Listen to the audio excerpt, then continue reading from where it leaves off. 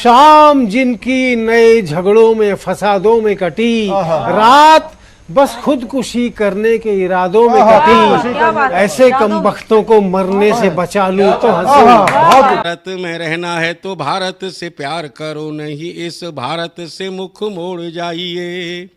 जिस मुल्क के रिवाज रीति नीति हो पसंद, उस मुल्क से ही नेज नाता जोड़ जाइए। एक राजा ने मांग भरी फिर मेरा मस्तक फोड़ दिया, एक राजा ने मांग भरी फिर मेरा मस्तक फोड़ दिया।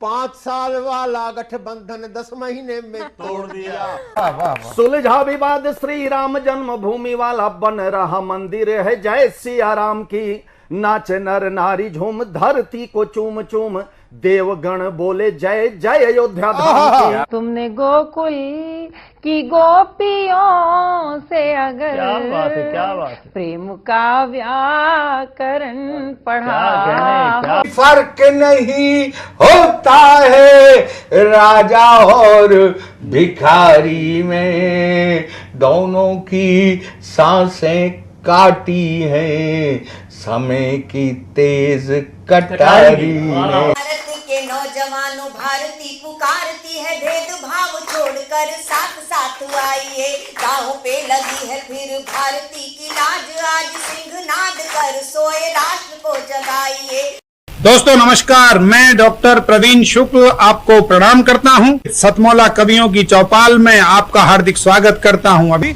मैं तेरे बच्चे का बाप बनने वाला हूँ, ये देख। ओ फुद्दू, एक गैस से भरा गुब्बारा अपनी माँ को दिखाइयो। लाइफ में कुछ बातों का बचना बहुत मुश्किल, और जब हो साथ सतमौला और उसका चटपटा टेस्ट, तो हर चीज बचेगी आसानी। सतमौला celebrates the release of Fukre 3 in theaters near you. हर पल मस्ती और रंगीन विद सतमौला नमकीन, इससे बेटर है नथिंग। सतमौला नमकीन डिफरेंट टेस्ट है बेमिसाल, पनीर भुजिया भी कमाल, इसके टेस्ट के सब शौकीन। हाँ सतमौला नमकीन, सतमौला स्वीट्स एंड नमकीन, इससे बेटर है नथिंग। हाँ सतमौला नमकीन।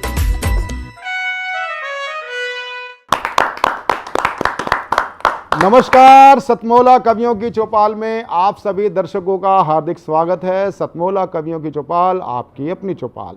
सतमौला कवियों की चौपाल आज 21वें वर्ष में प्रवेश करने जा रही है, यानी जब ये एपिसोड आपके बीच में होगा 15 अगस्त आ चुका होगा। 15 अगस्त 2004 से चल रही है अनवरत यात्रा आगे भी अनंत काल के लिए चलती रहेगी। इसका एक कारण है, वो कारण है आपका हमें मिलता हुआ प्यार और आशीर्वाद, और हमारे शो पे जो कवि आते हैं वो आपकी उम्मीदों पे खरे उतरते हैं। आपकी जो भावनाएं हैं, राष्ट्र चिंतन की बात है, वो अपनी कविताओं में करते हैं। एक बार पुनः जोरदार ताली के साथ हम स्वागत करें सभी का। सतमौला कवियों की चौपाल, ये साधना टीवी के हमारे राकेश गुप्ता जी जो चेयरमैन हैं, अनिल मित्तल जी जो इस कार्यक्रम के संरक्षक हैं, सतमौला ग्रुप के चेयरमैन हैं, ये उनके शिव संकल्प का परिणाम है जो आज हम 21वें वर्ष में प्रवेश कर रहे हैं।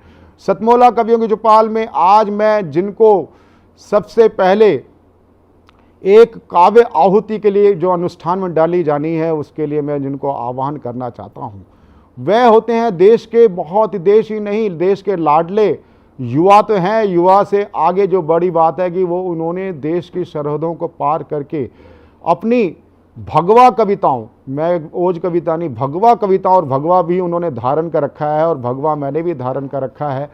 भगवा कविताओं से, और चाहे वो गोवंश के प्रति हो, चाहे वो राष्ट्र के प्रति हो, अपने अलख जगाते फिरते हैं। ऐसे मेरे प्रिय लाडले भाई अमित शर्मा का जोरदार तालियों के साथ हम स्वागत करें। अमित शर्मा जी, बहुत बहुत आभार दादा।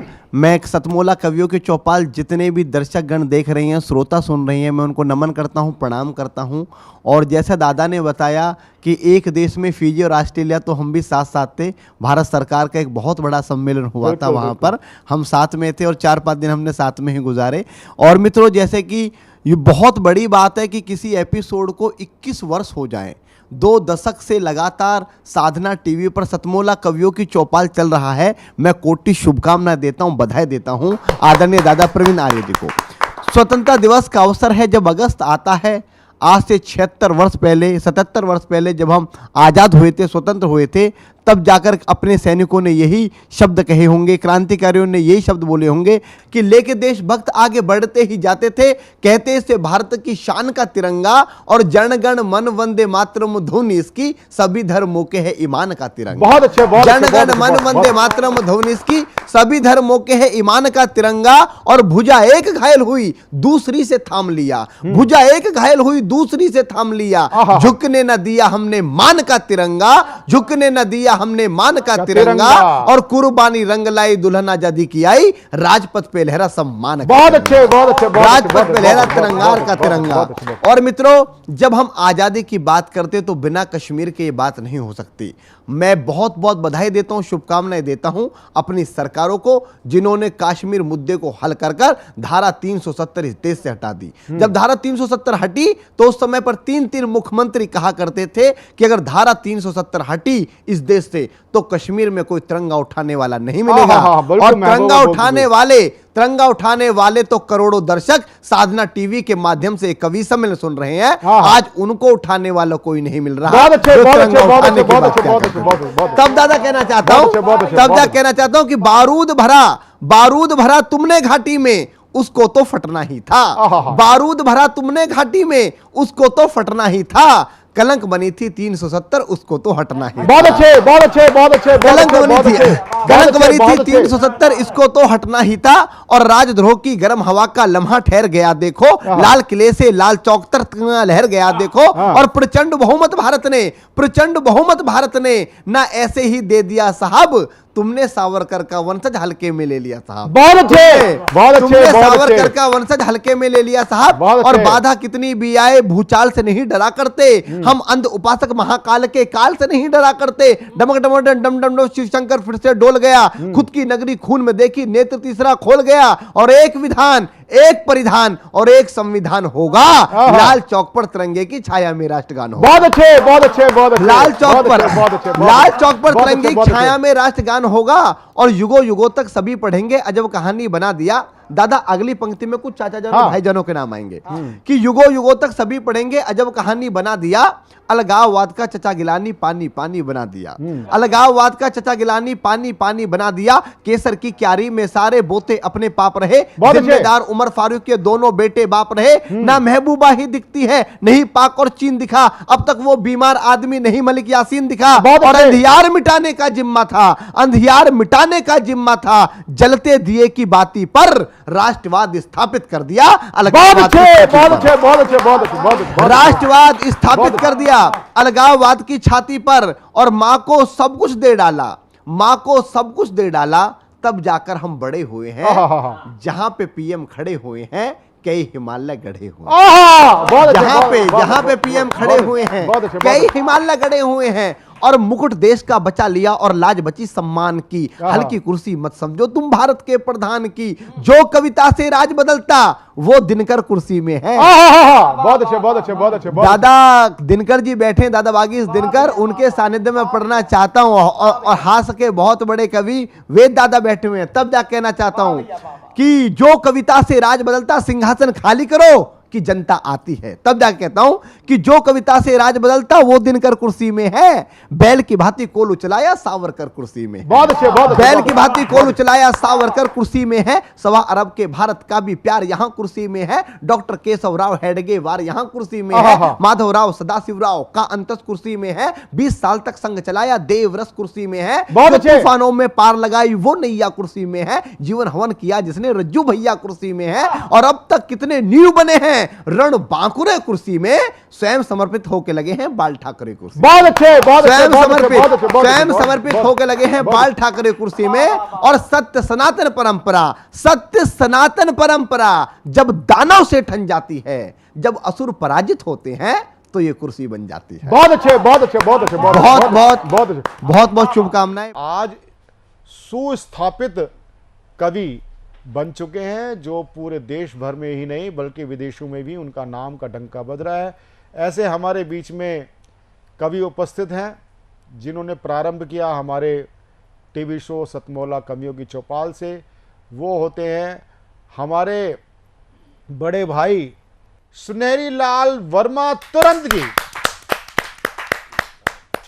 और सुनहरी लाल वर्मा तुरंत जी ने अपने आयु के साथ अनुबंध कर लिया है। उन्होंने बाल डाई करने बंद कर दिए हैं। वो हमें भी कहते हैं कि भाई आप भी मूल स्वरूप में आ जाओ, लेकिन भाई हमें तो मतलब इसी रूप में ठीक रखता है।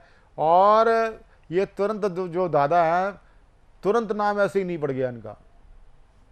इनको कोई भी कुछ बोल दे, सही बोल दे, गलत बोल दे, उल्टा बोल दे, सुल्टा बोल दे, ये चवन्नी के ठंडी तुरंत पकड़ाते हैं। ऐसे जोरदार कवि का हम अभिनंदन करते हैं, सुनहरी लाल वर्मा तुरंत।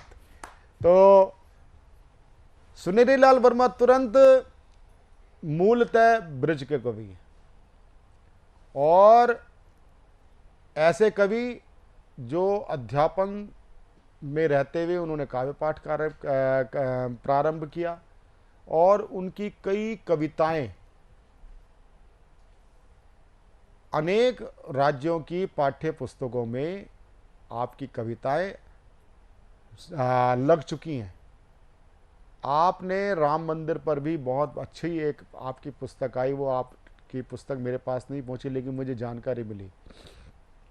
सुनहरी लाल वर्मा तुरंत एक पैरोडी को किसी समय साहित्य जगत में दोयम श्रेणी का भी नहीं माना जाता था, लेकिन पैरोडी को सुनहरी लाल वर्मा तुरंत जी ने सुस्थापित किया। आप चाहे आपके दोहे हों, चाहे छंद हों, और ऐसी मार मारते हैं या तो आदमी को एमआरआई करनी पड़ती है, सीटी स्कैन कराना पड़ता है। ऐसे लोग साहित्य जगत में ऐसे लोग हैं जो इनकी कविताओं का एमआरआई करते हैं, और लेकिन उस एमआरआई से भी आपकी कविता 24 कैरेट सोने की शुद्धता आपके मानक पे खरी उतरती है। जोरदार ताली के साथ हम सुनहरी लाल वर्मा तुरंत जी का स्वागत करते हैं। सुनहरी लाल वर्मा तुरंत। देखो, मैं टीचर रहा हूँ तो मैं थोड़ी सी एक हंसी की बात भी बताऊँगा। तो सबसे पहले मैं बधाई देता हूँ 21 वर्ष की अवस्था वाले अपने इस सतमोला कवियों की चौपाल वाले इस सीरियल को, कि ये लगातार चल रहा है और इसमें नए नए लोग निरंतर हर बार आ रहे हैं और इसका लाभ मिल रहा है। कविताएं लिखने बहुत लोगों को आती हैं, लेकिन जब तक उन्हें पढ़ता नहीं है, किसी मंच पर नहीं आता है, तो उसको तब तक संकोच रहता है। और सतमोला कवियों की चौपाल पे जिसने एक बार अपनी कविताओं का प्रदर्शन किया, उसके हृदय में एक अच्छा कॉन्फिडेंस जागृत हुआ और वो खूब आगे बढ़ता गया और बहुत सारे कवि तैयार हुए, अब धूम मचा रहे हैं। मैं भी उनमें से एक हूँ। बहुत बहुत बधाई। बहुत आदरणीय बड़प्पन है भाई, बड़प्पन है। आदरणीय प्रवीण आर्या जी, आपको बहुत बहुत बधाइयाँ। और हमारे शेठ जी जो सतमोला कवियों की चौपाल के कर्ता धर्ता, जन्मदाता, प्रदाता, धनदाता, अन्नदाता जो कुछ भी हैं, उनको भी मैं प्रणाम करता हूँ कि वो इसके लिए निरंतर सहयोग कर रहे हैं और ये कार्यक्रम चल रहा है। अब कई बार ऐसा होता है, हम रोज़ाना हिंदी बोलते हैं और हिंदी बोलते बोलते कुछ गड़बड़ भी हो जाती है हमसे। जैसे छोटा बच्चा है, छोटी क्लास का, जैसे हमारी ये बिटिया बैठी है, इसे इन्हें पढ़ाया था एक वचन और बहुवचन। एक वचन क्या होता है और बहुवचन क्या होता है। तो एक लड़के से एक टीचर ने पूछा कि ये बेटा बताओ ये पाजामा जो है एक वचन है या बहुवचन। तो बच्चा बोला कि सर ये पाजामा ऊपर से तो एक वचन है और जैसे जैसे नीचे बढ़ता है ये बहुवचन होता चला जाता है। और एक और गलती हम कर देते हैं कई बार, वो क्या है कि जैसे हमारे पड़ोस में फूफा जी आए तो उनके लिए नाश्ता पानी लेने के लिए गए, उनके फूफा जी के भतीजे, सुन रहे सब। तो जब नाश्ता लेने गए तो आकर के वो बेचारे जब घर में घुसे तो रो रहे थे। ये फूफा जी क्यों रो रहे हैं मम्मी? कि अरे तू ही तो बोल के गया था कि फूफा जी आए हैं, इन्हें अच्छी तरह कूट के अदरक की चाय पिलाओ। तो अभी तो मैंने कूटे हैं, अब अदरक की चाय पिला दूंगी। तो मैं आज एक कविता आपको सुनाऊंगा। देखिए, हम बुढ़े हो गए हैं और बुढ़े होने के बाद थोड़ा हंसते रहते हैं तो बुढ़ापन थोड़ा सा कम रहता है। बाकी बूढ़े होकर के टेढ़े होकर के ज़िंदगी बिताओ रो रो के कोई फ़ायदा नहीं है। तो दांत भी देख रहे होगे बिल्कुल ओरिजिनल हैं। बहुत से लोग जो कहते हैं ये दांत पुराने हैं तो हमारे नए हैं, तो ये बिल्कुल पुराने हैं और दमदार हैं। तो मैंने इनके लिए लिखा कि वक्त के साथ ही अंदाज बदल देते हैं, वक्त के साथ ही अंदाज बदल देते हैं, वक्त के साथ ही अंदाज बदल देते हैं। हम वो छलियां हैं जो छलियों को भी छल देते हैं, हम वो छलियां हैं जो छलियों को भी छल देते हैं। और तुम तो दांतों से भी केले नहीं कुतर पाते, हम मसूड़ों से ही अखरोट चल देते हैं, मसूड़ों से ही अखरोट को चल देते हैं। ये वो अपने अंदर वो क्या होता है, आत्मविश्वास जब होता है तो मसूड़े भी जो है दांतों का काम करते हैं बढ़िया। और मैं आपको एक और ऐसी सुनाऊं कि साल दर साल तरण ताल बदल देते हैं, साल दर साल तरण ताल बदल देते हैं। और दाल गलती नहीं तो दाल बदल देते हैं, दाल गलती नहीं तो दाल बदल देते हैं।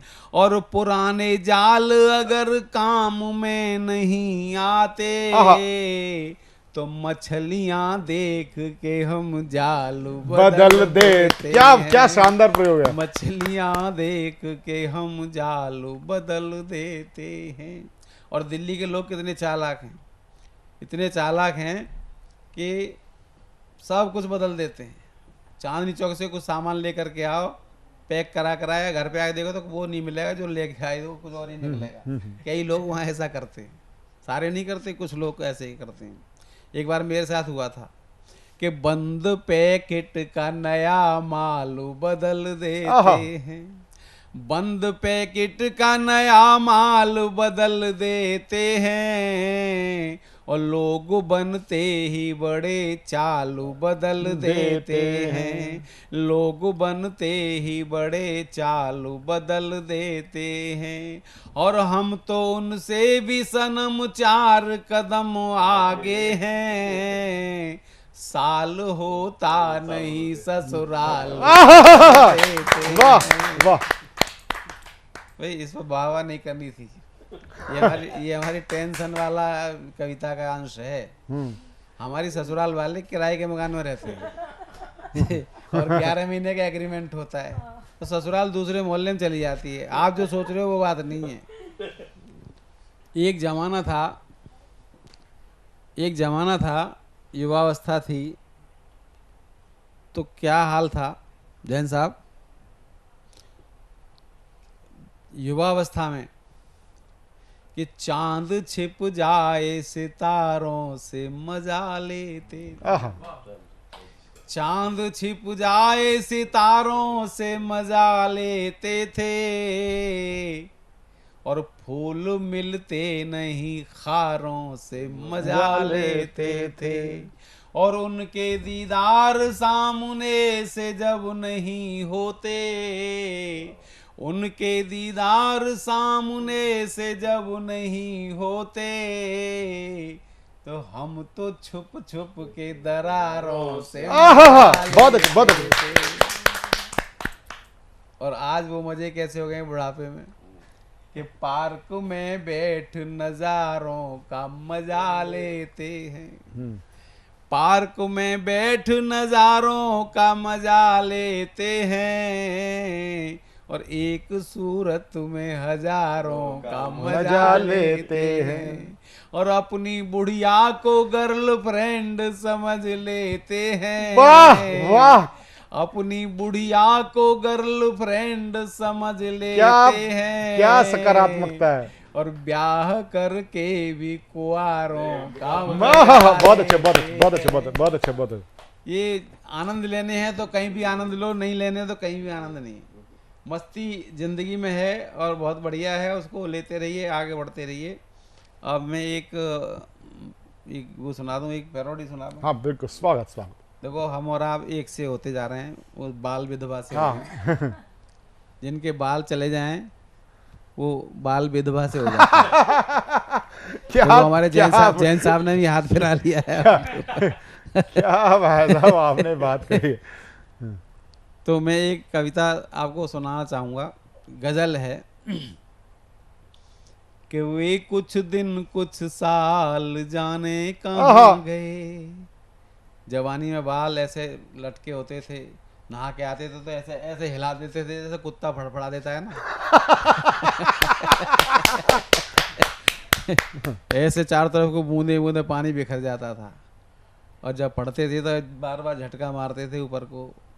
वो जमाने याद आते हैं, जब शीशे में देखो तो कुछ भी नहीं, सफा चिट दिखता है ना।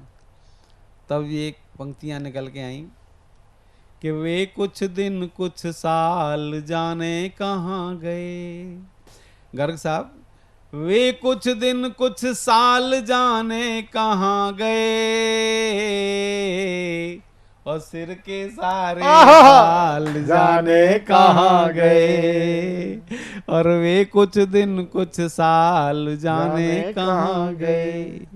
और अब तो पिचके लटके दिखते हैं,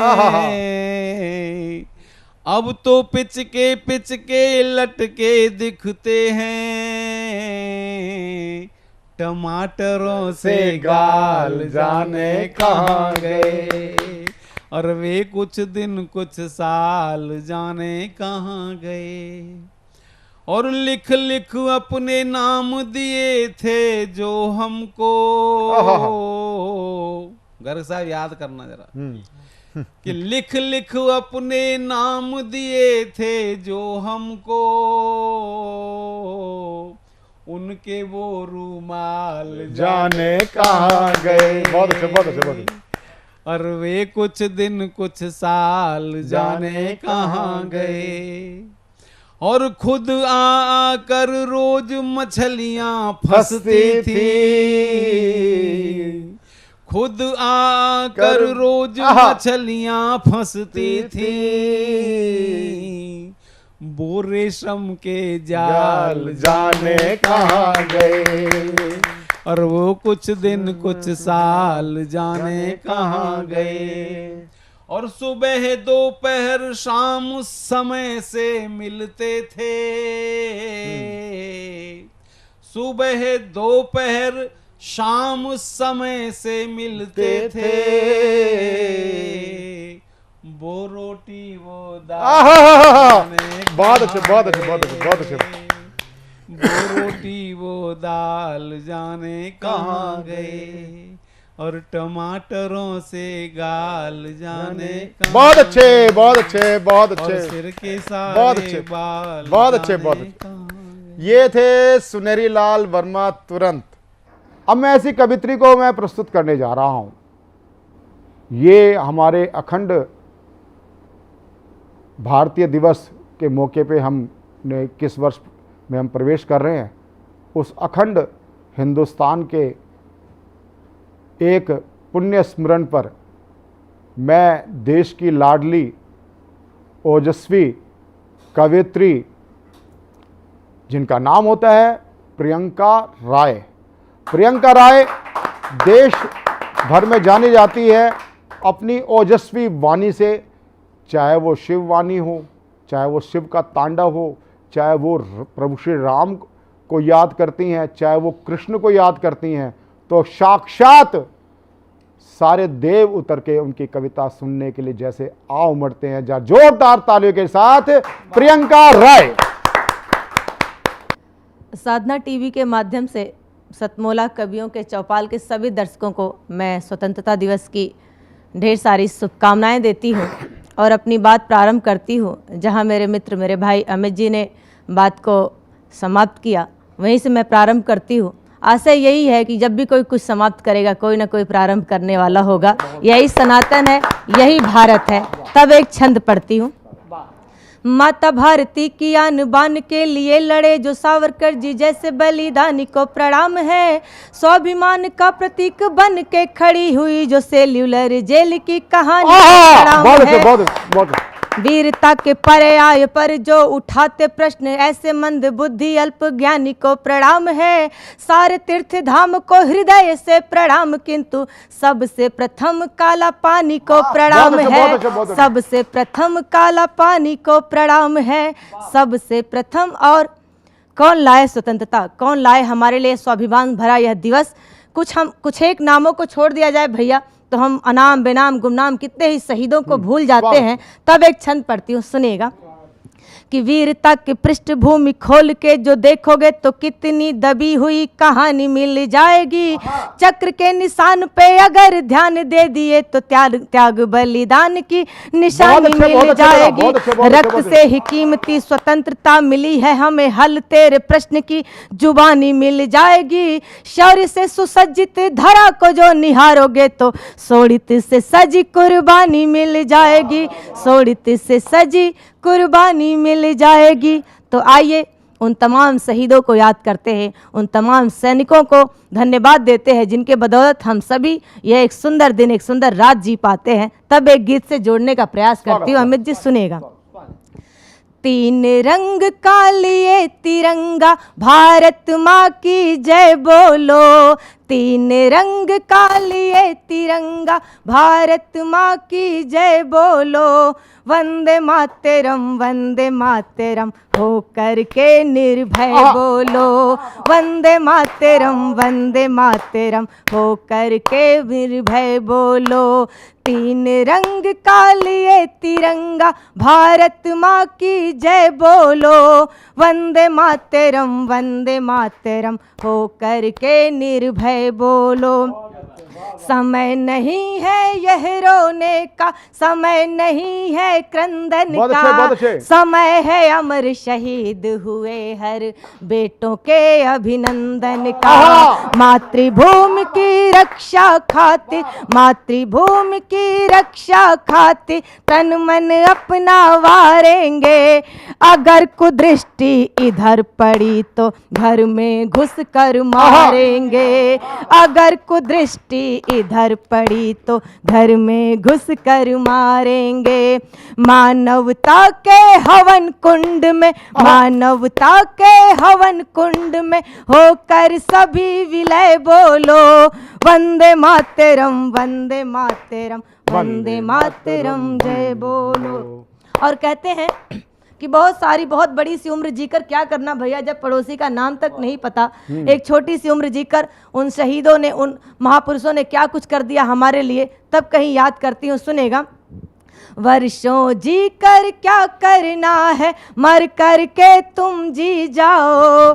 नीलकंठ के तुम वंशज हो, उठो हलाहल पी जाओ। उठो बढ़ो है वीर बाकुरो, उठो बढ़ो है वीर बाकुरो। राष्ट्र ध्वजा को फहरा दो, जहाँ विरोध घना दिखता हो वहीं तिरंगा लहरा दो। जहाँ विरोध घना दिखता हो वहीं तिरंगा लहरा दो। बोलो बनकर कभी प्रणय तो, बोलो बनकर कभी प्रणय तो, बनकर कभी प्रलय बोलो। वंदे मातरम वंदे मातरम वंदे मातरम जय बोलो।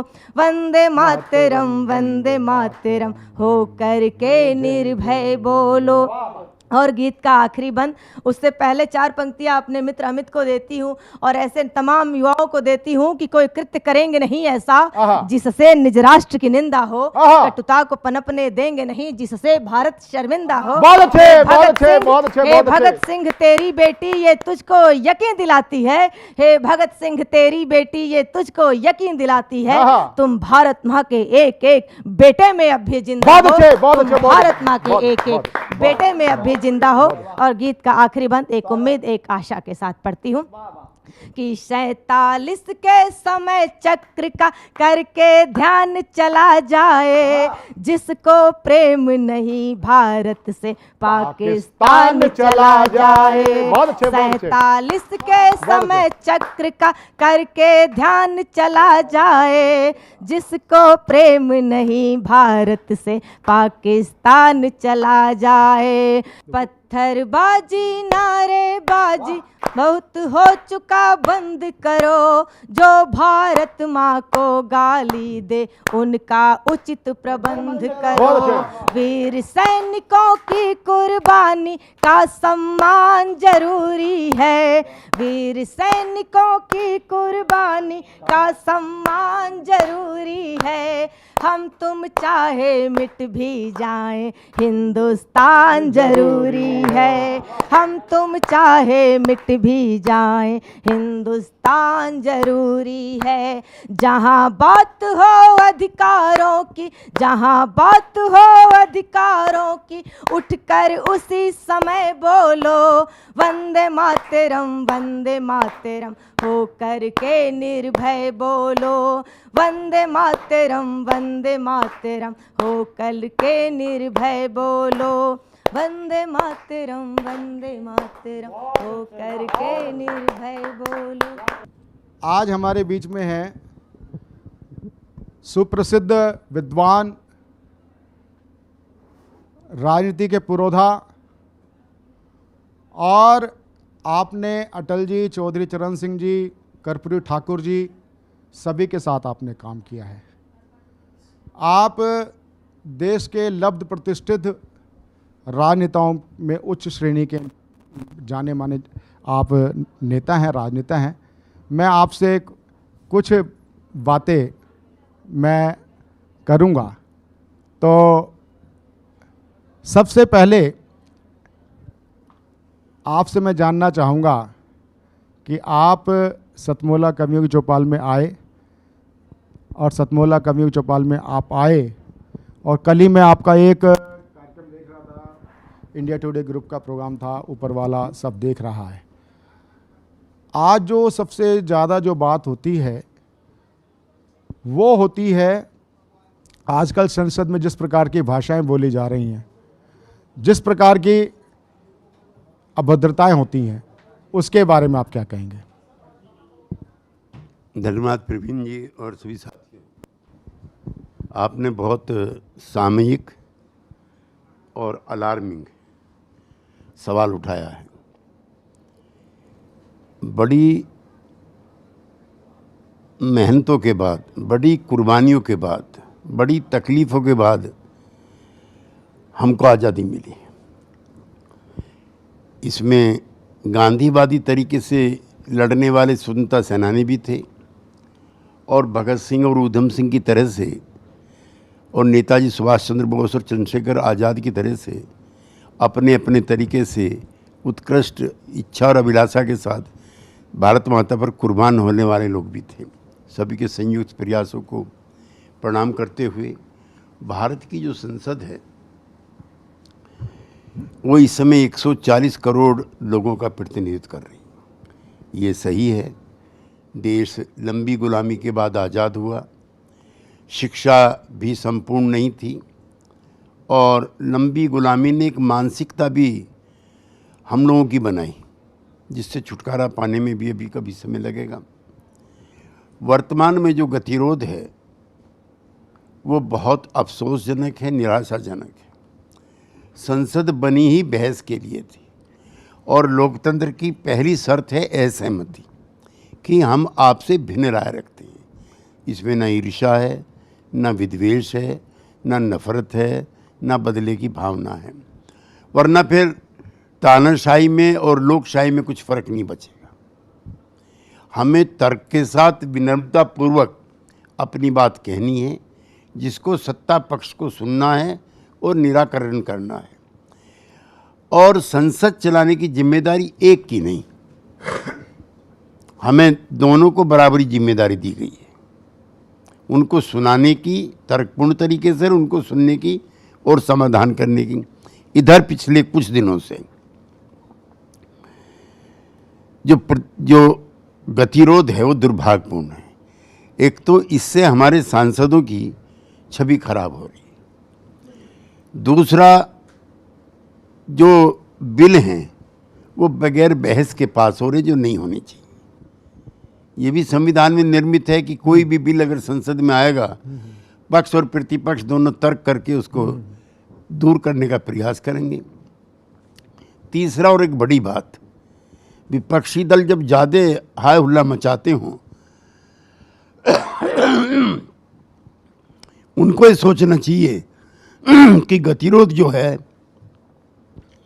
वो शासक दल के पक्ष में जाता है, उनके पक्ष में नहीं जाता। बहुत जी एक चीज़ और है। एक लगता है कि एक नरेंद्र मोदी जी ने, प्रधानमंत्री जी ने एक शब्द का निर्माण किया, वो किया आंदोलनजीवी। और जब भी चुनाव नज़दीक होते हैं, चाहे किसी राज्य के या केंद्र के, किसान आंदोलन खड़ा हो जाता है। आप चौधरी चरण सिंह जी के साथ आपने सतत कार्य किया है। आप चौधरी चरण सिंह जी के दर्शन से भी आप जानकार हैं। आप उनके पथ चिन्हों पे चलने वाले व्यक्ति हैं। आज जो किसान आंदोलन है और जो वस्तुतः चौधरी चरण सिंह जी की सोच थी, उसमें कितना फर्क है? नहीं, वो तर्कों के आधार पर इन समस्याओं को परिभाषित करते थे। उन्होंने किताबें भी लिखी, लेख भी लिखा और संसद विधानसभा में भी सवाल उठाए। जो पहली पंचवर्षीय योजना बनी उसमें कृषि के लिए 35% का बजट आवंटित किया गया था और इंडस्ट्री के लिए 15%। धीरे धीरे सरदार पटेल की मृत्यु हो चुकी थी, कृषि पर ध्यान कम हो चुका था और जो तीसरी पंचवर्षीय योजना बनी है उसमें कृषि का बजट घट करके 15% हो गया और इंडस्ट्री का 35% हो गया। गरीबी बढ़ी, बेरोजगारी बढ़ी। इस पर चौधरी साहब ने लिखा भी और कांग्रेस के अधिवेशन में भी सवाल उठाया, लेकिन तब तक बहुत लेट हो चुका था। लेकिन 1964 में पंडित नेहरू ने संसद में स्वीकार किया, हालांकि उसके बाद उनकी मृत्यु भी होगी और ये बहुत लेट भी था कि मुझको कृषि पर अतिरिक्त ध्यान देना चाहिए था। 1947 में जब देश आज़ाद हुआ है, गेहूं और चावल भी विदेश से आते थे। उस समय हमारी निगाहें बंदरगाह पर रहती थी कि किसी तरह से जहाज आएगा विदेश से और अगले दिन खाना मिलेगा। मैं अटल जी के समय फूड कॉरपोरेशन ऑफ इंडिया का चेयरमैन रहा हूँ, उस नाते भी और एक जागरूक पॉलिटिकल एक्टिविस्ट के नाते भी आप सब लोगों की जानकारी में लाना चाहता हूँ। आज दुनिया का नंबर 1 का गेहूं उत्पादक भारत है। आज दुनिया का नंबर 2 का चावल उत्पादक भारत है। आज नंबर 2 का चीनी निर्माता, गन्ना निर्माता भारत है।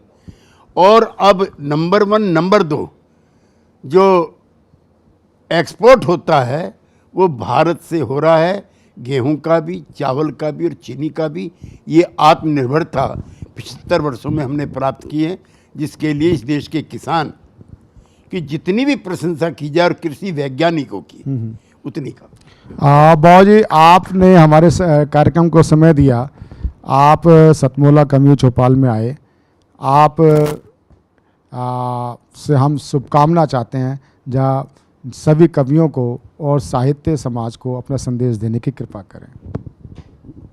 नहीं, मैं अपने प्रारंभिक संबोधन में भी प्रवीण जी इसकी प्रशंसा की है और सतमौला के जो ओजस्वी और विद्वान कवि हैं वो अपने संबोधन के माध्यम से समाज को और श्रोताओं को आंदोलित भी करेंगे, आश्चर्यचकित भी करेंगे अपने संबोधन से और एक प्रभावशाली असर उनके दिल और दिमाग पर छोड़ेंगे, चूँकि कविता भी झंझोरती है। ये किसी की वंदना में नहीं गाई जाती। ओजस्वी कवि वही हैं जो समय की नब्ज को पकड़ करके समाज के दर्पण बनने का काम करें। जो सतमौला के जो कवि मेरे साथी हैं, ये क्षमता उनके अंदर मुझको दिखती भी है। धन्यवाद। मैं सतमोला कवियों चौपाल की ओर से श्री अनिल मित्तल, संरक्षक सतमोला कवियों चौपाल, चेयरमैन सतमोला ग्रुप से, और साधना टीवी के अपने राकेश गुप्ता जी और गौरव गुप्ता जी की ओर से, साधना परिवार की ओर से, इस दिन परिवार की ओर से और सतमोला परिवार की ओर से आपका हार्दिक अभिनंदन और आपको हार्दिक आभार प्रकट करता हूं कि आप हमारे शो पे पधारे। हार्दिक और अभी सतमोला कवियों की चौपाल में अभी आप अनेक आप कवियों को सुनेंगे और ये एक विशेष आयोजन है सतमोला कवियों की चौपाल। कमर्शियल ब्रेक के बाद नए कवियों के साथ आप जुड़े रहेंगे। मिलते हैं एक छोटे से कमर्शियल ब्रेक के बाद। मैं तेरे बच्चे का बाप बनने वाला हूँ, ये देख। ओ फुद्दू, एक गैस से भरा गुब्बारा अपनी माँ को दिखाइयो। लाइफ में कुछ बातों का पचना बहुत मुश्किल है। और जब हो साथ सतमोला और उसका चटपटा टेस्ट, तो हर चीज पचेगी आसानी। Satmola celebrates the release of Fukre 3 in theaters near you. जितना जी में आए खाओ, बस खाते ही खाते जाओ। डरने की क्या बात है जब सतमोला साथ है। टेस्ट है इसका सबसे निराला, हर दिल पर जादू कर डाला। स्वाद स्वाद में जमकर खाया, सतमोला ने खूब बचाया। खाने से डरता है क्या? सतमोला। आइए साथियों, एक बार फिर से स्वागत है आपका अपने मनपसंद प्रोग्राम सतमोला कवियों की चौपाल में। हम जिस घड़ी की प्रतीक्षा में थे वह घड़ी आ चुकी है और ऐसा माना जाता है कि हमारी शुरुआत भले ही छोटे से स्तर पर हो, लेकिन वह शुरुआत भी अपने आप में मील का पत्थर होती है।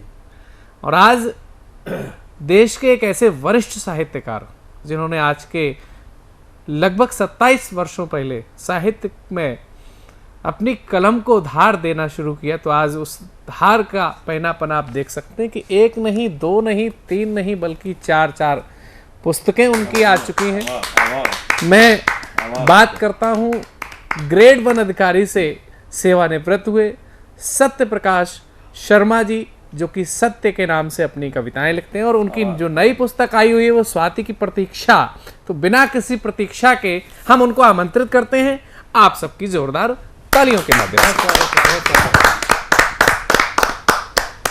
माँ शारदे को प्रणाम करता हूँ, मंच को नमन करता हूँ और सीधे सीधे अपनी कविता इस मंच को सौंपता हूँ। प्रेम लिखता हूँ, प्रेम जिया हूँ, प्रेम ही कहता हूँ और प्रेम में करुणा भाव स्थायी भाव होता है। उसका एक विरह भाव है। आज की जो रचना मैं दे रहा हूँ आपको, उसमें आपको दर्शन होगा उस विरह का, जिसमें एक प्रतीक्षा भी है, एक तलाश भी है और एक हुक भी है। तो गीत पर आने से पहले आपका मन चाहता हूँ और जी दो पंक्तियां आपको देता हूँ। स्वागत है। कि एक गुजरा जमाना लिए फिर रहा हूँ। क्या बात है। एक गुजरा जमाना लिए फिर रहा हूँ, एक खत है पुराना लिए फिर रहा हूँ। वाह वाह वाह वाह। और ये टूटन ये कतरन रफूगर की माने। क्या बात, वाह। ये टूटन ये कतरन रफूगर की मानिंद, एक बस्ता पुराना। वाह वाह वाह, बहुत सुंदर, बहुत। एक गुजरा जमाना लिए फिर रहा हूँ और आपको मैं अपनी रचना देता हूँ गीत। जी स्वागत। आपको पहुंचता हूँ और मन से आप पिएगा। स्वागत। कि तुम बिनु प्रियतम क्या गाऊं मैं, तुम बिनु प्रियतम क्या गाऊं मैं। अवरुद्ध कंठ स्वर टूट गए। क्या बात है, वाह वाह वाह। तुम बिनु प्रियतम क्या लिखूं मैं, शब्द भाव सब रूठ गए हैं। वाह वाह वाह। तुम बिनु प्रियतम। पहला पद निवेदित करता हूं और मन दीजिएगा कि दिन तन्हा है, है क्या स्वर दिए, रात है पगली, दिन तन्हा है, रात है पगली, सांझ हाथ से फिसल रही, दिन तन्हा है, रात है पगली, सांझ हाथ से फिसल रही है, निंदिया पर, निंदिया पर, निंदिया पर पहरे गहरे हैं, सपने सारे टूट गए हैं, तुम बिन प्रियतम। अगला बंद बतौर खास जी फरमाइए कि गगरी रीति नदिया सूखी, क्या बात, गगरी रीति नदिया सूखी, स्रोत रेतु में समा गए, गगरी रीति नदिया सूखी, स्रोत रेतु में समा गए हैं, मेघ गगन से रूठ गए सब, क्या बात है, मेघ गगन से, मेघ गगन से रूठ गए सब, झरने सारे सूख गए हैं, तुम बिन प्रियतम। इस गीत का अंतिम बंद दे रहा हूँ, गीत बड़ा है लेकिन अंतिम बंद माँ सरस्वती को स्मरण करते आपका रद्द करता हूँ कि गजल अधूरी गीत है सुने, वाह वाह, गजल अधूरी गीत है सुने, छंद विहीन हुई नज़म रुबाई, क्या कहाँ से कहाँ, छंद विहीन हुई नज़म रुबाई। और ये अंतिम दो पंक्तियां बहुत प्रेम करती हैं मुझे और मैं इनको, वाह, बिन शाही, बिन शाही हुई बांझ लेखनी, हाय हाय हाय हाय, बिन शाही, बिन शाही हुई बांझ लेखनी, सिलवट से कागज टूट रहे हैं, वाह वाह वाह, तुम बिन प्रियतम क्या गाऊं मैं, तुम बिन प्रियतम। बहुत आभारी हूं आपका, आपने बहुत ही शानदार चुने हुए शब्दों में आपने जो प्रस्तुति दी है और उस प्रस्तुति के जो भाव आपने शुरू किए, तुम बिन प्रियतम, ये प्रियतम हमारी प्रियतमा भी हो सकती है, यह प्रियतम हमारे प्रभु भी हो सकते हैं, यह प्रियतम हमारे गुरु भी हो सकते हैं, यह प्रियतम हमारी माँ भी हो सकती है, यह प्रियतम हमारे पिता भी हो सकते हैं। प्यार किसी भी सीमा से बंधा हुआ नहीं। और इस गीत को सुनने के बाद में मैं समझ रहा हूं कि आप जिसको भी अपने मन में धारण करेंगे, कविता को सुनने के बाद में प्रेम से भरी हुई कविता हो और विशुद्ध प्रेम से भरी हुई कविता हो, तो आप जिस भी बिंब को अपने मन में धारण करेंगे वह कविता आपको लगेगी कि उसी बिंब का पूरा चित्रण किया जा रहा है। आपने ऐसी कलम का यहाँ पर प्रस्तुतिकरण किया है। आप बहुत ही धन्यवाद के पात्र हैं। और आपकी इस रचना को सुनने के बाद में मैं चलना चाहता हूँ किसी और अच्छी लिखावट के पास में। जो बिल्कुल आपके जैसी ही समृद्धि रखती है। मैं चलना चाहता हूँ पानीपत से पधारे हुए आदरणीय सुलेख जैन जी के पास में, जो अपने व्यंग के माध्यम से इस कार्यक्रम को आगे की ओर ले जाएंगे। माँ शारदे को वंदन करते हुए सतमोला कवियों को मेरा नमन। जी बंधुओं, हमारे देश में वैसे चोरों की तो कोई कमी नहीं है, चाहे वो नेता हो चाहे चोर हो। जी जी। लेकिन चोरों के अगर कभी धन भी नहीं होता, फिर भी उनका हमारे देश की अर्थव्यवस्था में बड़ा ही योगदान है। बिल्कुल करीबी आपने लोगों को फिर भी वो बदनाम है। आइए सुनिए। जी जी जी।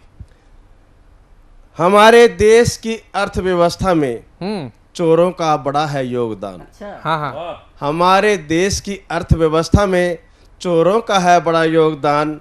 नेता, पुलिस, वकील, कबाड़ी सब करते हैं इनका गुणगान। वाह वाह वाह वाह। हमारे देश की अर्थव्यवस्था में बहुत सुंदर चोरों का है बड़ा योगदान। कह गए। आप लोगों का यह मजाक या असंभव सा लग सकता है, पर आप लोगों का तर्क ही इसे सत्य सिद्ध कर सकता है। चोरों के लिए बनते हैं ताले, अलमारियां और तिजोरियां, और इन्हीं के लिए बनते हैं ग्रिलें, दरवाजे और खिड़कियां, जिससे मिलती है मजदूर को मजदूरी, व्यापारी की बिक्री होती है महान। हमारे देश की अर्थव्यवस्था में चोरों का है बड़ा योगदान। चोरों के कारण ही घरों, मकानों और सोसाइटियों में परिसर बनाए जाते हैं, फिर गेट बनाया जाता तब वर्दीधारी चौकीदार रखे जाते हैं। इससे मजदूरों, कारीगरों, दर्जियों और चौकीदारों का होता है कल्याण। हमारे देश की अर्थव्यवस्था में चोरों का है बड़ा योगदान। बहुत सुंदर, बहुत सुंदर, बहुत सुंदर। बंधुओं, एक पुलिस वाला एक चोर से कहने लगा, भाई तुम चोरी किस लिए करते हो? चोर कहने लगा, सर आपके लिए, आपके परिवार के लिए, आपके पूरे खानदान के लिए करते हैं। कैसे? अगर हम चोरी ना करें तो तुम्हारा काम क्या है? बहुत सुंदर, बहुत सुंदर। वो कहते भी हरियाणा वालों से पंगा मत लेना। नहीं, हम में से कोई ताकत नहीं। हरियाणा वाले उन तूफानों में जिनके झोंपड़े उड़ जाते हैं, उन तूफानों में हरियाणा वाले अपने कपड़े सुखाते हैं। वाह वाह वाह, बहुत सुंदर, बहुत सुंदर। चोरों के कारण ही अदालतों में होते वकील, कलरक और जज। थाना चौकी, थाना पुलिस और थानों में मुंशी करते एफआईआर दर्ज। सभी को वर्दी सिलवानी पड़ती, वर्दी से ही होती उनकी जान। हमारे देश की अर्थव्यवस्था में चोरों का है बड़ा योगदान। अच्छा है। बहुत सुंदर, बहुत सुंदर। चोरों के खातिर सीसीटीवी, बंदूकें, और चोरों के खातिर ही खरीदे जाते सीसीटीवी, बंदूकें और कृपान। मोबाइल, लैपटॉप चोरी हो जाते और नया खरीदना पड़ता सामान। सुलेख मीडिया को भी काम मिलता और लैब पहचानती हाथों के निशान। हमारे देश की अर्थव्यवस्था में चोरों का है बड़ा योगदान। नेता, पुलिस, वकील, कबाड़ी सब करते हैं इनका गुणगान। हमारे देश की अर्थव्यवस्था में चोरों का है बड़ा योगदान। चोरों के ऊपर चुटकुले भी लोग बहुत सुनाते हैं। एक बार एक दरोगा कहने लगा, बेटा हवलदार की जेब में जलती माचिस क्यों ना ली? बोला, साहब क्या करूं? ये कहने लगा, अगर जेल में नहीं जाना तो मेरी जेब गर्म कर दे। तो चोरी होते हैं। तो आइए, हमारे देश में अब आने वाला एक 5 अगस्त है। इस 5 अगस्त को मोदी जी ने पहले भी 2-3 काम किए हैं और हम आगे भी चाहते हैं कि 5 अगस्त आने वाला है तो इसमें क्या करेंगे। तो इसी के ऊपर एक छोटा सा कविता समझ लिए या व्यंग्य समझ लिए और आगे उम्मीद करते हैं मोदी से को धमाका और 5 अगस्त को करे। 5 अगस्त का पावन दिन, इतिहासों के पन्नों पर हुआ लेखन। 5 अगस्त का पावन दिन, इतिहास के पन्नों पर हुआ लेखन। इसी दिन धारा 370 तोड़ी, इसी दिन राम जन्मभूमि का हुआ पूजन। 5 अगस्त का पावन दिन, इतिहास के पन्नों पर हुआ लेखन। सम्मान बढ़ा उस धरती का जहाँ बाबा डमरू वाले रहते हैं। वनवास खत्म हुआ उनका जिनको हम श्री राम कहते हैं। कश्मीरी केसर से, सरयू जल से, भारत माँ के माथे सजा चंदन। 5 अगस्त का पावन दिन, इतिहास के पन्नों पर हुआ लेखन। क्या बात है। मैं जिस दिन धारा 370 तोड़ी उस दिन मैं भी संसद में था कार्यवाही देखने के लिए, ये मुझे सौभाग्य मिला है। बहुत सुंदर, बहुत सुंदर। संसद में हम भी साक्षी बने जिस दिन धारा 370 तोड़ी थी। संसद में हम भी साक्षी बने जिस दिन धारा 370 तोड़ी थी। अमन हुआ कश्मीर में, रावी झेलम की धारा मोड़ी थी। अयोध्या में राम मंदिर बना, जय श्री राम बोल रहा वतन।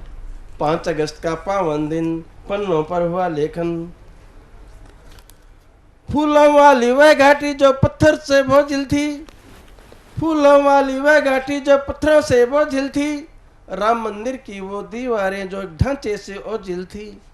अब न भटकेंगे न अटकेंगे, मोदी जी का सत्य हुए वचन। 5 अगस्त का पावन दिन, इतिहास के पन्नों पर हुआ लेखन। इसी दिन धारा 370 तोड़ी, इसी दिन राम जन्मभूमि का हुआ पूजन। बंधुओं, मोदी जी और का दिमाग देखिए। मोदी जी और पुतिन जी और चीन के राष्ट्रपति जिनपिंग जी एक हवाई यात्रा में कर रहे थे। वहाँ एक जिन प्रकट हुआ। आप ही थे? मैं भी साथ। जिन हरियाणा का ही रहा होगा, भले ही आप न रहे हो। वो भी था जिन हरियाणा का, जिन आगे आगे फिर तो बताऊंगा कभी। जी जी। तो जिन कहने लगा, तुम कोई भी चीज समुद्र में गिरो तो मैं उसे 1 मिनट में ढूंढ लाऊंगा, अगर नहीं ढूंढ के लाया तो तुम्हारी गुलामी करूंगा। तो कहने लगी ठीक है। पहली बारी पुतिन जी की थी, तो उसने एक डायमंड छोटा सा समुद्र फेंक दिया और जिन वो उसी ढूंढ लाया। फिर आया चाइना के राष्ट्रपति जिनपिंग का, तो जिनपिंग तो उनके पास पतली सी सुई थी, बिल्कुल मामूली सी, जो बिल्कुल दिखाई भी नहीं देती थी। तो उसने वो समुद्र में डाली और जिन उसी टाइम उसको ढूंढ लाया। फिर मोदी जी ने पता क्या फेंका, तो जिन कई घंटों तक ढूंढता रहा, मिला नहीं। तो आखिर जिन भाई मैं तो तेरी गुलामी करनी पड़ेगी, बता क्या चीज थी ऐसी जो नीचे गिरी। मुझे मिली नहीं वो। न बोला वो थी डिस्प्रिंग की गोली। तो मोदी जी दिमाग तो तुम्हारी नत्ती पिघल गई, तो वो कहाँ मिलनी थी। तो वही दिमाग आज मोदी जी के अंदर है, जो देश बड़े के अंदर छाए हुए हैं। बहुत ही शानदार। इसी दिन 5 अगस्त का पावन दिन हो गया। 5 अगस्त का पावन दिन, इतिहास के पन्नों पर हुआ लेखन। इसी दिन धारा 370 तोड़ी, इस दिन राम जन्मभूमि का हुआ पूजन। इसी दिन सर्वे हुआ ज्ञान वापी का, एएसआई ने सब खोजा है। स्वास्तिक त्रिशूल घंटी कमल फूल, यही सभी ने सोचा है। सुलेख तांडव होगा शिव का, सुलेख अब तांडव होगा शिव का, पीओके का भी होगा भेदन। 5 अगस्त का पावन दिन, इतिहास के पन्नों पर हुआ लेखन। इसी दिन धारा 370 तोड़ी, इसी दिन राम जन्मभूमि का हुआ पूजन। धन्यवाद। बहुत शानदार तरीके से आपने चोरों की महिमा का मंडन किया हुआ। आप सही कहते हैं, हरियाणा का व्यक्ति जो कर सकता है वो कोई नहीं कर सकता है। क्यों? क्योंकि चोरों पर कविता पढ़ रहे हैं और कलम के सिपाही के रूप में आप अपना संकलन निकाल रहे हैं। इसके कोषाध्यक्ष भी आप हैं, तो मैं समझ रहा हूँ कि आपने कहीं ना कहीं सेंध लगाई होगी, तभी तो इसके कोषाध्यक्ष आप बन पाए। तो आइए, इन्होंने कितनी सेंध लगाई, कितनी पुलिसिया की कार्रवाई, तो ये सब बताने के लिए न्यायालय बना हुआ है। और उस न्यायालय में अपनी सेवाएं देने वाले, रीडर के रूप में सेवाएं देने वाले अगले कवि को मैं आमंत्रित करता हूं, जिनका नाम होता है पंकज पांडे जी। ये फतेहपुर से हमारे बीच में आए हुए हैं। प्रेम के कुछ गीत लेकर के आए हुए हैं। आइए देखते हैं कि प्रेम की वकालत में ये कहाँ तक लोगों को रिझाने में सफल होते हैं। आइए आपकी जोरदार तालियों से स्वागत करते हैं। बहुत आभार। माँ बागेश्वरी को प्रणाम करते हुए एक परिचय का मुक्तक है, उससे प्रारंभ करता हूँ। जीना चाहूँ मैं खुशबुओं की तरह दुनिया में, जीना चाहूँ मैं खुशबुओं की तरह दुनिया में। उम्र छोटी ही सही रूह तलक जाती है। हाय हाय। उम्र छोटी ही सही रूह तलक जाती है। मैं सितारा नहीं, क्या वाह वाह वाह वाह वाह वाह। मैं सितारा नहीं, मुझको दिया ही रहना है। झोपड़ी तक दिए की रोशनी ही जाती है। तो परिचय के इस मुक्तक के बाद अब कुछ बातें प्रेम पर करना आवश्यक है, क्योंकि प्रारंभ प्रेम से हुआ है तो प्रेम को सतत चलना चाहिए। और प्रेम एक ऐसी चीज़ है जो अध्यात्म की गहराइयों से लेकर कल्पनाशीलता की ऊंचाइयों तक सर्वत्र व्याप्त है। जिस प्रकार हम ईश्वर की अवधारणा करते हैं उसी प्रकार से हम प्रेम की भी अवधारणा कर सकते हैं। जी, स्वागत है। तो कुछ मुक्तक, एक गीत। प्रेम क्या है और प्रेम कहाँ है? हाँ, चार बताइए, पंक्तियां दे रहा बताइए। हूँ। मोह की चाशनी में, मोह की चाशनी में नेह को डुबाया जो। मोह की चाशनी में नेह को डुबाया जो। फिर जो निकला, फिर जो निकला उसे ही प्यार सभी कहते हैं।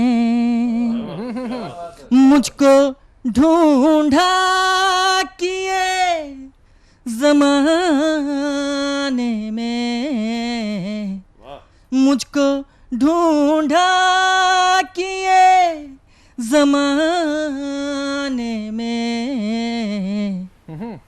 हम तेरे दिल में, तेरे दिल ही में तो रहते हैं। बहुत सुंदर, बहुत सुंदर। हम तेरे दिल में। अब प्रेम में क्या नहीं होना चाहिए जी, जो लोग अक्सर करते हैं। हाँ हाँ। तो प्यार को दिल में अपने रखते हो, प्यार को दिल में अपने रखते हो। फिर भी तुम क्यों उसे परखते हो? बहुत सुंदर, बहुत सुंदर, फिर बहुत भी सुंदर। तुम क्यों उसे परखते हो? कच्चा होता है प्यार ऐसा सदा, कच्चा होता है प्यार ऐसा सदा। जरा सी बात क्या समझते हो? वाह वाह वाह। जरा सी बात क्या समझते हो? प्रेम की पराकाष्ठा क्या होनी चाहिए? चार जी। पंक्तियां निवेदित हैं। जी जी। कि मुझको नैनों में जो बसाओगे, मुझको नैनों में जो बसाओगे, अपने दिल के करीब लाओगे, अपने दिल के करीब लाओगे। ऐसा होगा मोहब्बतों का असर, ऐसा होगा मोहब्बतों का असर। क्या बात है। खुद को ढूंढोगे मुझको पाओगे, खुद को ढूंढोगे मुझको पाओगे। बिना किसी भूमिका के एक गीत है जी, छोटा सा गीत है जी, स्वागत प्रेम पर, तो आप सबका आशीर्वाद चाहूंगा, निवेदित है। हाँ हाँ। अक्षर अक्षर शब्द हो गए, अक्षर अक्षर शब्द हो गए, शब्द शब्द मिल गीत हो गए, अक्षर अक्षर शब्द हो गए, शब्द शब्द मिल गीत हो गए। मैंने भावों का रस घोला, मैंने भावों का रस घोला, गीत मेरे सब प्रीत हो गए, गीत मेरे सब प्रीत हो गए। तो सांसों से सांसों का रिश्ता, सांसों से सांसों का रिश्ता, सांसों से सांसों का रिश्ता, बंधन कहा नहीं जाता, सांसों से सांसों का रिश्ता, बंधन कहा नहीं जाता। पास मेरे जब तुम होते हो, तुमको सहा नहीं जाता, पास मेरे जब तुम होते हो, तुमको सहा नहीं जाता।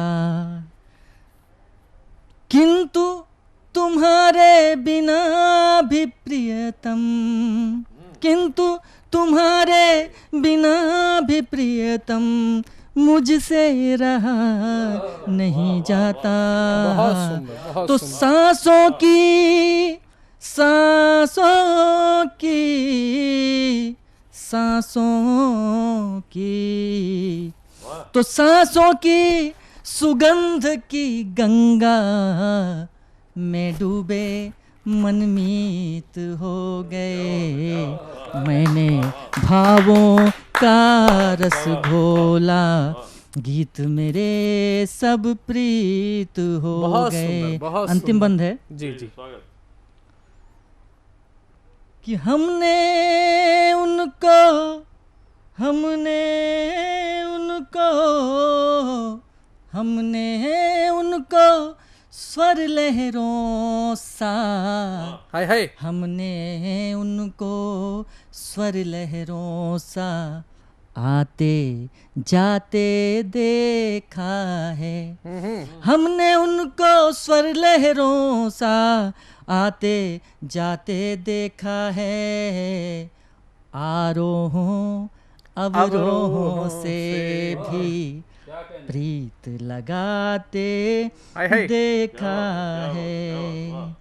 मन की गहराई में दिल के, मन की गहराई में दिल के तार बजाते देखा है।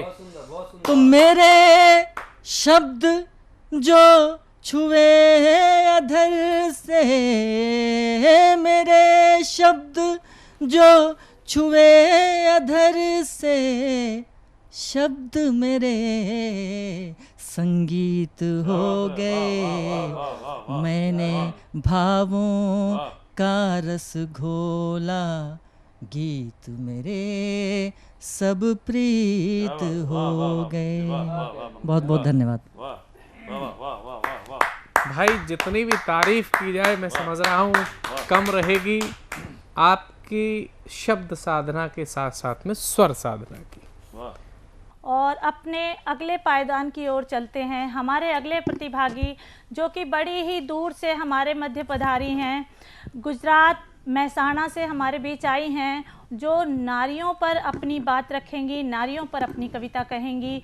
और जब नारियों की बात चलती है तो मैं अपनी ये 4 पंक्तियाँ कहे बिना नहीं रह पाती हूँ कि अगर चुपचाप हूँ हरगिज़ न बेचारी समझ लेना, अगर चुपचाप हूँ हरगिज़ न बेचारी समझ लेना, हाँ मैं भी जानती हूँ तख्त तो ताज को पलट देना, किनारों में सिमट कर बह रही हूँ मैं अगर तो क्या, छिछले ताल का पानी समझकर मत उतर लेना, छिछले ताल का पानी समझकर मत उतर लेना। और इन्हीं पंक्तियों के साथ में बड़े ही सम्मान के साथ आमंत्रित करती हूँ रश्मि जी को, रितिका रश्मि जी को। स्वागत है मैम आपका। थैंक यू मैम, और सभी सुनने वालों को मेरा धन्यवाद। मैं आज स्त्रियों के ऊपर एक कविता लेके आई हूँ, क्योंकि हमारे यहाँ गृहिणियों को बोलते हैं ना, दिन भर क्या करते रहते हो तुम, ऐसे हंसी मजाक में भी और ऐसे भी बोल दिया जाता है। तो मैं उसी बाबत एक कविता लेके आई हूँ, उम्मीद है आप लोगों को पसंद आएगी। तो सुनिएगा। सुनो सखी, सुनो सखी, अब की जब पूछे कोई तुमसे करती रहती हो तुम क्या दिन भर, तो ना होना कथमपि हतप्रभ ना ही किंचित विचलित ही। क्या बात है। बस एक बार तुम पोटली अपनी उलझन वाली रख देना सारी, गांठ खोलकर एक मंद मधुर स्मित रख अधरों पर अपने। और केतली से लेकर बिस्तर के सिलवट तक के चक्रव्यूह का भेदन करने दे देना उनको। और केतली से बिस्तर तक की सिलवट के चक्रव्यूह का भेदन करने दे देना उनको। कह देना कैसे अधजागी आंखों से तुम चाय के पानी संग तपाया करती हो स्वयं को, दिन भर के थपेरों से जूझने को नित्य। कैसे दुनिया भर की तमाम उलझनों को झाड़ू की एक पतली सी सींक पे कर लेती हो तुम इकट्ठा क्षण मात्र में। फर्श पर पड़े एक एक चिन्हों को जब तुम्हारा पोछा करीने से करता है साफ, तो तुम बीते पलों की अप्रत्याशित यादों को कैसे धूमिल कर लेती हो तत्काल ही। कुकर की सीटियों के साथ कैसे चक्कर घिन्नी की तरह नाचती हो रसोई में अग्रिम आज्ञा पालन के लिए। और कैसे दाल तरकारियों के हल्दी हींग इलायची की खुशबुओं के साथ अपने को सुवासित कर लेती हो स्नेही जनों को खुशी दे पाने की लालसा में नित्य। बताना सबको कि आटा जब गूंथती हो तुम तो सिर्फ आटा ही नहीं, अपितु ढेरों उलझी सुलझी आशा उम्मीद कही अनकही दुख और सुख को भी गूंथती हो सदा। और ये भी बताना न भूलना कि शारीरिक मानसिक पीड़ाओं को परे धकेल कर होता है कितना दुरूह और दुस्तर कायदे करीने से खुद को सुव्यवस्थित सांचे में ढाल कर बन जाना एक सलीकेदार औरत, काम से वापस लौट आने वालों के लिए। क्या बात है। गोल टेढ़ी कच्ची फूली रोटियों के साथ कैसे सेका करती हो तुम व्यथित मन के उतार चढ़ाव को, देखो ये भी बयां कर देना पक्का ही सखी। क्या बात है। शिथिल पांव, सुन्न हाथ और विवश विकल से अधमरे शरीर का बोझा लिए बिस्तर की सलवटों में अपनी खुद की छवि का होता है कैसे अवलोकन, सखी तुम कर देना जिक्र इसका भी थोड़ा सा। और मेरी प्यारी सखी, अब की जब कोई पूछे तुमसे करती रहती हो क्या तुम दिन भर, पल पल का ब्यौरा दे देना, तुम उनको सारा किस्सा कह लेना, तुम उनको सारा किस्सा कह लेना। धन्यवाद। क्या बात है, क्या बात है, बहुत बढ़िया रश्मि जी। एक इसी क्रम में मैं एक स्त्री पढ़ी एक और कविता पढ़ूंगी, एक छोटी सी कविता। स्वागत है। सुनो कब तलक खटखटाती रहोगी तुम यूं ही उम्मीदों का दरवाजा आखिर। क्या बात है। सुनो कब तलक खटखटाती रहोगी तुम उम्मीदों का दरवाजा आखिर। ताक में हर शख्स बैठा है यहाँ मानो तुम्हारी अदद एक गलती के इंतजार में। जरा देखो तुम स्वयं कैसे कदम कदम पर हैं घात लगाए बहेलिए तुम्हारे पर काटने के फिराक में। सुनो स्त्री नहीं मिलेगी मुआफी ता जिंदगी तुम्हें उन गलतियों की भी जो तूने कभी की ही नहीं। क्या बात है। सुलगती आग पर लाक्षागृह बनाने की कोशिशें पिघला देगी तुम्हारा अस्तित्व। सुलगती आग पर लाक्षागृह बनाने की कोशिशें पिघला देगी तुम्हारा अस्तित्व। जागो कि प्रीत रस में पगा तुम्हारा हृदय स्पंदन कर रहा है सदियों से तुम्हारे चैतन्य होने के इंतजार में। अब और जाया ना करो अपने वक्त और वजूद को तुम। लौट आओ उस चौखट से त्राण की लिप्सा में जहां संजोए हैं तुमने सिर्फ और सिर्फ त्रास। क्यों और कब क्यों और कब तक ढोती फिरोगी झूठे आस उम्मीद की लाश को कांधे पर अपने। चलो तिलांजलि दो, चलो तिलांजलि दो उन्हें और मुक्त कर दो उनके साथ स्वयं को भी। आओ चलें कि चलकर आज चढ़ा आए संभावनाओं की समाधि पर हम मिलकर दो श्वेत पुष्प। क्या बात है, क्या बात है मैम, बहुत बढ़िया, बहुत उम्दा। तो इन प्रेम के चक्करों के बीच में हमको मदन मोहन मुरली वाले की जब याद आई तो एक नए कवि के रूप में हमारे बीच में डॉक्टर मदन मोहन शर्मा जी आए और इनकी ये तमाम किताबें आपको इनके काव्य प्रेम के प्रति ज़रूर परिचय करा रही होंगी। और एक कहावत कही गई है कि सैया भय कोतवाल तो अब डर का है। तो जब लेखक ही प्रकाशक हो तो तमाम किताबें आने में देर नहीं लगती है। आइए आदर्श पब्लिकेशन के मालिक डॉक्टर मदन मोहन शर्मा जी को आमंत्रित करते हैं। आप सबकी जोरदार तालियों से।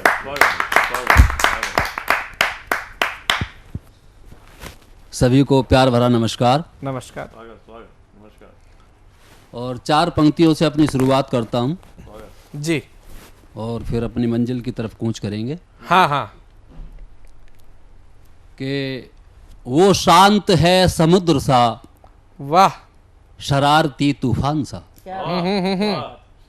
वो शांत है समुद्र सा, शरारती तूफान सा, और सीधा है तीर सा वो, टेढ़ा कमान सा। आय हाय, बहुत सीधा है तीर सा वो, टेढ़ा कमान सा। क्या बात है। और सबके भले में अपना भला चाहता है वो। सबके भले में अपना भला चाहता है वो, रहता है जमी पे मगर दिखता है आसमान सा। वाह, क्या रहता है जमी बहुत पे मगर शानदार। दिखता है आसमान सा। शुक्रिया। और एक मतलब कुछ शेर देखिए। जी। कि एक दिन सन्नाटों को तूफान होना है। एक दिन सन्नाटों को तूफान होना है, और ऊंचे टीलों को भी मैदान होना है। क्या बात है। ऊंचे टीलों को भी मैदान होना है, क्योंकि परिवर्तन संसार का नियम है। कि एक दिन सन्नाटों को तूफान होना है और ऊंचे टीलों को भी मैदान होना है। और बात आप तक पहुंचे तो दाद चाहूंगा जी, खुजली भी मिलेगी। ऊंचे टीलों को भी मैदान होना है, और क्यों किसी पर बुरी नजर डालता है। क्यों किसी पर बुरी नजर डालता है, तेरी बेटी को भी जवान होना है। बहुत सुंदर। तेरी बेटी को भी जवान होना है। बहुत और सुंदर। एक दिन सन्नाटों को तूफान होना है, ऊंचे टीलों को भी मैदान होना है।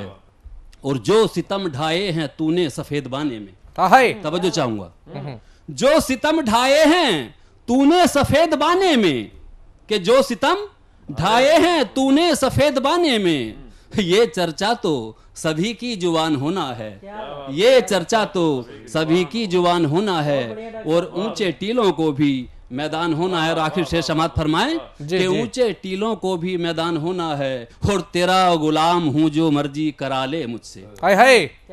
तेरा गुलाम हूं जो मर्जी करा ले मुझसे, कि तेरा गुलाम हूं जो मर्जी करा ले मुझसे, मेरे कंधों को तो सामान ढोना है।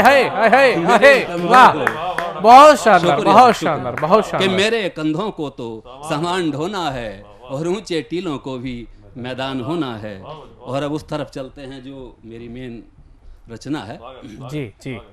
सभी को से तवज्जो चाहूंगा। स्वागत है सर। कहां से लाओगे बेटा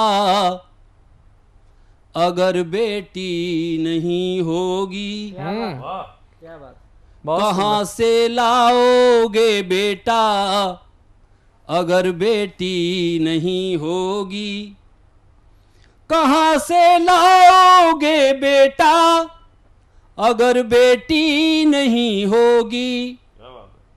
ये दुनिया थम सी जाएगी अगर बेटी नहीं होगी। बहुत सुंदर, बहुत शुक्रिया सर, शुक्रिया। ये बेटी, ये दुनिया थम सी जाएगी अगर बेटी नहीं होगी। और अगर बेटा जरूरी है तो बेटी भी जरूरी है। अगर बेटा जरूरी है तो बेटी भी जरूरी है। अगर बेटा जरूरी है तो बेटी भी जरूरी है। कहाँ से लाओगे दुल्हन अगर बेटी नहीं बहुत सुंदर, होगी। बहुत सुंदर। कहाँ से लाओगे दुल्हन अगर बेटी नहीं होगी। ये दुनिया थम सी जाएगी अगर बेटी नहीं होगी। और शेर समाप्त फरमाएं जी, तवज्जो चाहूंगा कि बेटियां ही माँ बन करके जन्म देती हैं बेटे को। बेटियां ही माँ बन करके जन्म देती हैं बेटे को। बेटियां ही माँ बन करके जन्म देती हैं बेटे को।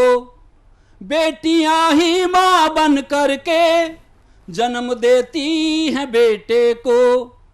कहाँ से लाओगे वो माँ अगर बेटी नहीं होगी। जी जी जी। कहाँ से लाओगे वो माँ अगर बेटी नहीं होगी। ये दुनिया थम सी जाएगी अगर बेटी नहीं होगी। और देखिए पंक्तियां देखें कि माँ बहन बीवी और बेटी से सारी दुनिया चलती है। माँ बहन बीवी और बेटी से सारी दुनिया चलती है। माँ बहन बीवी और बेटी से सारी दुनिया चलती है। वजूद क्या होगा तेरा अगर बेटी नहीं होगी। बहुत सुंदर, बहुत सुंदर। वजूद क्या होगा तेरा अगर बेटी नहीं होगी। और इश्क फरमाओगे किससे। तवज्जो चाहूंगा सभी लोगों से जी इस जी शेर जी। का, खास हाँ हाँ, यहाँ प्रेम वाले तो सब करेंगे। इश्क फरमाओगे किससे जी, किसे मासू का बोलोगे। इश्क फरमाओगे किससे किसे मासू का बोलोगे। इश्क फरमाओगे किससे किसे मासू का बोलोगे। इश्क फरमाओगे किससे किसे मासू का बोलोगे। मोहब्बत भी अधूरी है अगर बेटी नहीं होगी। मोहब्बत भी अधूरी है अगर बेटी नहीं होगी। शुक्र अशर। और आखिर शेर देखिए जी जी। कि मारना बंद कर दो अब कोख में बेटियों को तुम। मारना बंद कर दो अब कोख में बेटियों को तुम। मारना बंद कर दो अब कोख में बेटियों को तुम। मारना बंद कर दो अब कोख में बेटियों को तुम। चले ना सल्तनत तेरी अगर बेटी नहीं होगी। चले ना सल्तनत तेरी अगर बेटी नहीं होगी। सभी लोगों का शुक्रिया, बहुत धन्यवाद।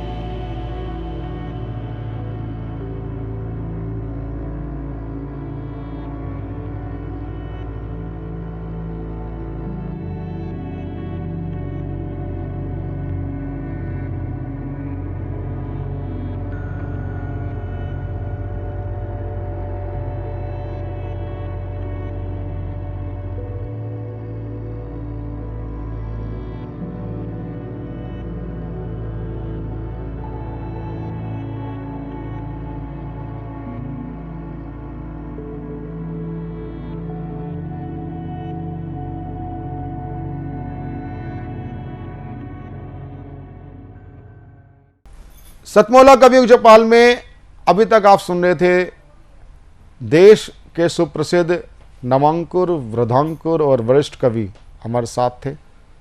और सतमोला कवियों की चौपाल में हम अब सुनते हैं हमारे सतमोला कवियों की चौपाल के संरक्षक श्री अनिल मित्तल जी, जो सतमोला ग्रुप के चेयरमैन भी हैं। आज ये कार्यक्रम 21 वर्ष का तो हो ही रहा है, जो इनका शिव संकल्प है हमारे साथ, वो ये एक ना रुकने टिकने वाली यात्रा है, आगे बढ़ती रहेगी, ऐसा उनका शिव संकल्प है। श्री अनिल कुमार मित्तल जी। नमस्कार दोस्तों, मैं अनिल मित्तल, चेयरमैन सतमोला ग्रुप। मैं जैसे आप सब लोग जानते हैं कि 2004 के अंदर मैंने सतमोला कवियों की चौपाल आरंभ करा परवीन आर्य के साथ मिलके। तो हमारा उद्देश्य दोस्तों यही था कि जो आज ये काव्य पाठ है, जो ये बुद्धिजीवी वर्ग जो ये सुंदर काव्य पाठ हम लोग करते हैं, तो वो धीरे धीरे आज के ज़माने में लुप्त ना होता जाए। जो आज मॉडर्नाइजेशन चल रहा है, जितना टीवी पे हम और भी चीज़ें बढ़ती जा रही हैं, तो ये ना हो कि हमारी पुरानी जो ये एक संस्कार थे, पुरानी सभ्यता थी, कविता पाठ था, वो धीरे धीरे ये लुप्त होता जा रहा था। तो इसीलिए हम दोनों ने मिलकर 2004 के अंदर सतमोला की कवियों की चौपाल आरंभ करी, जिसके अंदर हम ऐसा प्लेटफॉर्म देते रहे हैं जिसके अंदर नए से नए कवि, जो भी कवि काव्य पाठ उसमें करना चाहे उसका स्वागत करते हैं हम लोग, उन्हें मौका देते हैं नए नए कवियों को। और आप लोगों से यही निवेदन है कि जो भी चाहे आप पहली बार काव्य पाठ करते हैं तो आप सब सतमोला कवियों की चौपाल के प्लेटफॉर्म पर आएँ, आप लोगों का स्वागत है। उसके अंदर आप अपनी मौलिक कविताओं को सुनाएं, उनके अंदर जो भी कमी होगी तो हमारे पुराने जो एक्सपीरियंस कवि हैं वो उनको सुधारेंगे और आपको और इम्प्रूव करने की कोशिश करेंगे। आपसे निवेदन है कि सतमोला कवियों की चौपाल में आएँ और अपना काव्य पाठ करें।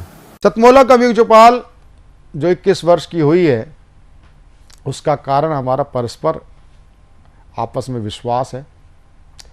यदि आप भी टीवी शो में, हमारे टीवी शो में काव्य पाठ करना चाहते हैं तो टीवी स्क्रॉल पर चल रहे नंबर 9711182183 पर हमें व्हाट्सएप करें। हमारी समन्वयक टीम आपसे तुरंत संपर्क करेगी। आप हमारे साथ 5 वर्ष के सदस्य बने और आपने जैसे अब हमारे टीवी शो में देखते हैं कि बिना पक्षपात के ही हमारा कार्यक्रम सभी को बराबर मौका देते हुए चलता है। आप अपना स्वर्णिम भविष्य बना सकते हैं हमारे साथ चलते हुए। एक अनथक यात्रा में हमारे साथ काव्य अनुष्ठान में सहभागी बने, सतमोला कवियों के साथ जुड़ें। और सतमोला कवियों की चौपाल के सभी दर्शकों का भी हार्दिक धन्यवाद कि आपके प्यार और स्नेह आशीर्वाद से हम 21 वर्ष पूरे कर सके। धन्यवाद, नमस्कार। सीएम साहब, हमारे 30 विधायक अपोजिशन पार्टी में चले गए, अब आप सीएम नहीं रहे।